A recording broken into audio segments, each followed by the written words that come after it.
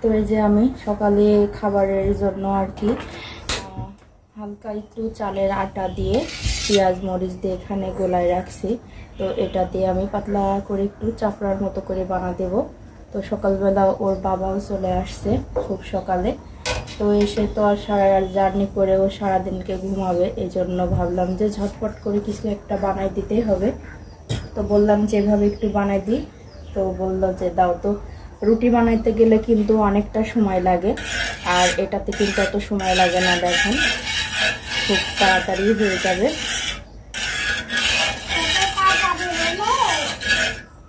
আর এর মধ্যে যে পেঁয়াজ মরিচগুলো দেওয়া আছে এটা কিন্তু অনেকটাই ভালো লাগে খাবার সময়, যখন পেঁয়াজ আর মরিচটা যখন মুখের মধ্যে পড়বে তখন অনেকটা স্বাদ লাগে। সেই জন্য ভাবলাম যে আজকে সকালবেলার খাবারটা আমি এভাবে বানাই দেবো।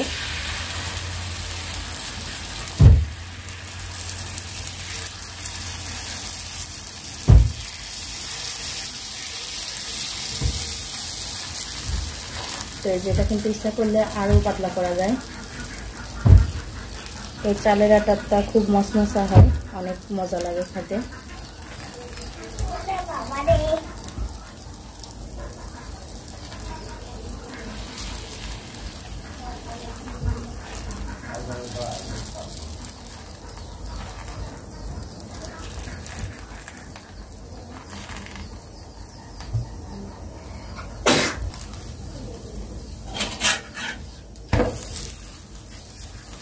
যেমন লাল লাল করে মশমশা করে ভাজতে বেশ মজা লাগে।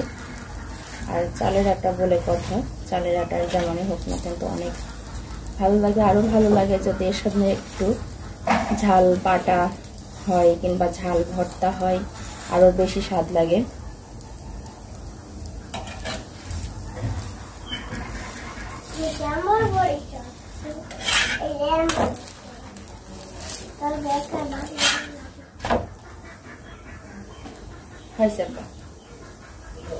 আর আজ থেকে তানভীর হলো ভালো ছেলে হয়ে যাবে। তানভীরের আজ থেকে স্কুল শুরু, গরমের ছুটি পাইলো, ঈদের ছুটি, রোজার ছুটি সব মিলিয়ে আজ থেকে আবার স্কুল শুরু। তো তানভীরকে নিয়ে আবার স্কুলে যেতে হবে। তানভীর কিন্তু ভালো হয়ে গেছে, ও বলছে যে ও স্কুলে যাবে, তাই না?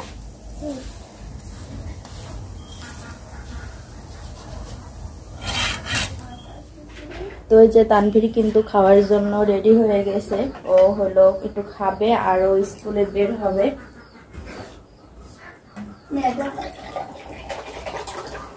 খাও বা খাও। এই খালিটা? হ্যাঁ স্বাদ আছে, খাও। আমি খালিটা খাই না। তুমি দেখো এর মধ্যে কি দেবা। ছিঁড়ে ছিঁড়েই তো দেখো কি মজার খাবার। আসলে এত প্রচুর পরিমাণ গরম পড়তেছে, বাচ্চারা কিন্তু স্কুলে যাওয়াটা আসলে অসম্ভব। তো ওই যে তানভীর কিন্তু স্কুলে যাওয়ার জন্য ও কোন ড্রেসটা পরবে সেটা কিন্তু বের করে নিয়ে চলে আসছে। তোর পছন্দ মতোই আর কি পরবে, যেহেতু এখনো শিশুতে। তো শিশুতে তো ড্রেস দেওয়া হয়, কিন্তু ও ঠিকভাবে স্কুলে যায় না জন্য ওকে ড্রেস এখনো বানা দেওয়া হয় নাই। তো আজকে ওই গেঞ্জি আর প্যান্ট পরেই যাবে, চয়েস করে নিয়ে আসছে। তো এই যে তানভীর কিন্তু একাই গেঞ্জি টেঞ্জি পরতে পারে। তো এই যে তানভীর কিন্তু রেডি হয়ে গেছে। তুমি কোন স্যান্ডেল পরে যাবা? স্যান্ডেল আমি মুছে দিচ্ছি, তুমি হেলো মুখে একটু শোনো লাগা। এই যে দেখেন আমাকে কিন্তু জুতাটাও পরিষ্কার করতে দিচ্ছে না, ও একাই করতেছে পরিষ্কার। ও একা একা সব কাজ করতে কিন্তু ভালোবাসে। আগে ওটি মুছছিলাম বাবা, ওটাকে মুছছিলাম।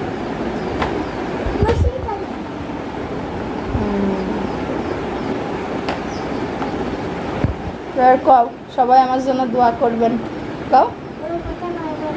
হ্যাঁ কোথাও পারবে না, আবার রাগও হয়ে গেল। আচ্ছা যাও হাঁটো। তো এই যে তানভীর কিন্তু রেডি হয়ে গেছে স্কুলে, ওকে স্কুলে এখন আবার রাখতে যেতে হবে। চলো।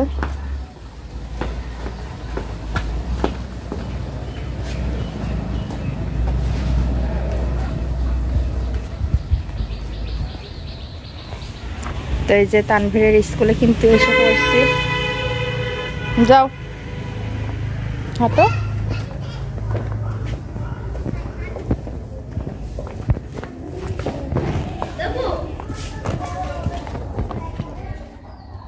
তো এই যে হঠাৎ করে দুপুরই বলতে বলে কি এখন প্রায় 3:30টার মতো বাজে।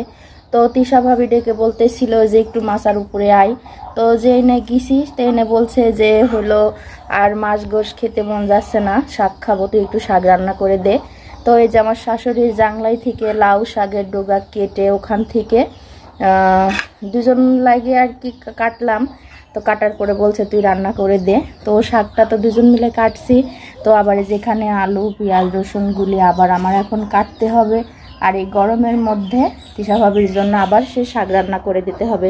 তো আর কি করা বলেন, যদি কেউ আবদার করে তো সেই আবদারটা তো রাখা উচিত।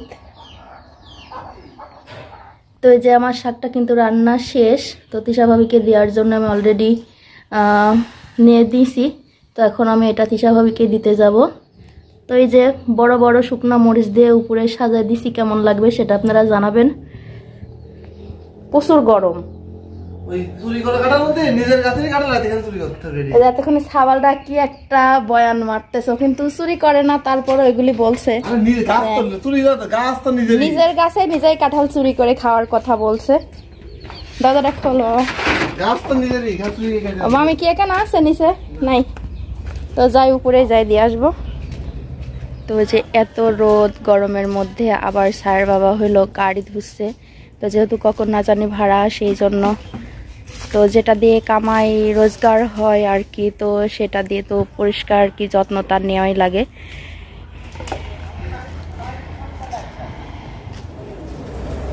তো এই যে শাশা শ্বশুর বাড়িতে সিলিন্ডার বাস্ট হওয়ায় খুবই আমরা ভয় পাইছি। তো আমি ভাবছি যে আর বেশি গ্যাসে রান্না করব না, এই জন্য সায়ের বাবাকে বলে হলো এই যে এটাকে তো আমরা ঘষি বলি, তো এই ঘষিগুলো কিনে আনছি।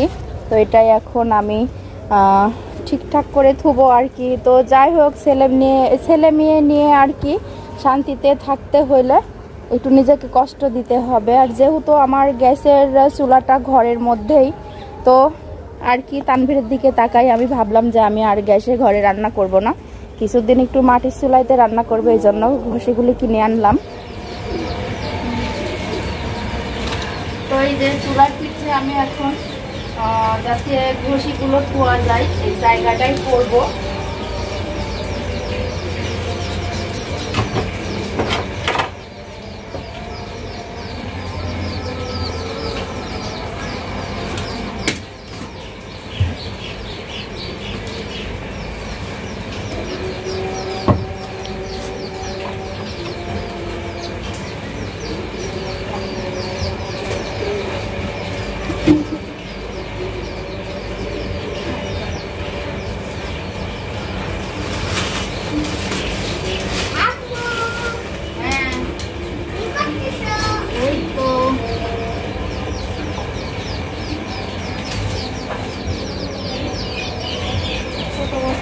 আগে তো রোনা বড়টা মধ্যে আগে ঘুষিগুলো ভরা লাগবে।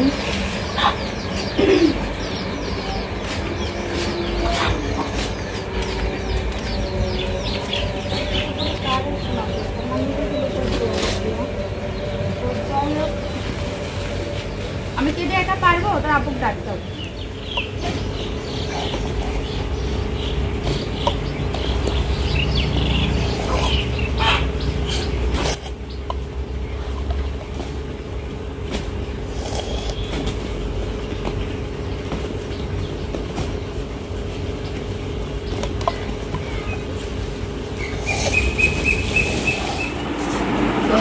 আসিফ কিন্তু চাল ভাজাটা অনেকক্ষণ ধরে চাল ভাজছি গরমের মধ্যে। তো এই যে আসিফ দুর্নীতি করতেছে, চানাচুরের মধ্যে থেকে বাদাম গুলি খাই ফেলছে একা একাই। তানভীর যে কি একটা কাম করেছে, কি কাণ্ড করেছে সেটা আপনাদের সঙ্গে শেয়ার করাটা খুবই জরুরি। তানভীর চানাচুর আনতে দিয়ে ও পাইপ নিয়ে চলে আসছে। এখন যদি না ঘুরিলি তো তাহলে কি হয়েছে, পাইপ নাই না আইসক্রিম হলে ওই মালাই হলে লিত না তাই না কাটি মালাই হলে লিত না পাইপ যে এজন্য তো ওর মধ্যে ফেলে দিতে আবার বড় হয়ে যাবে না আনলে না না আনলি ভাইয়ের পাতে চলে যায় তো ছোট ভাই অকাম করেছে ধর চাই হলো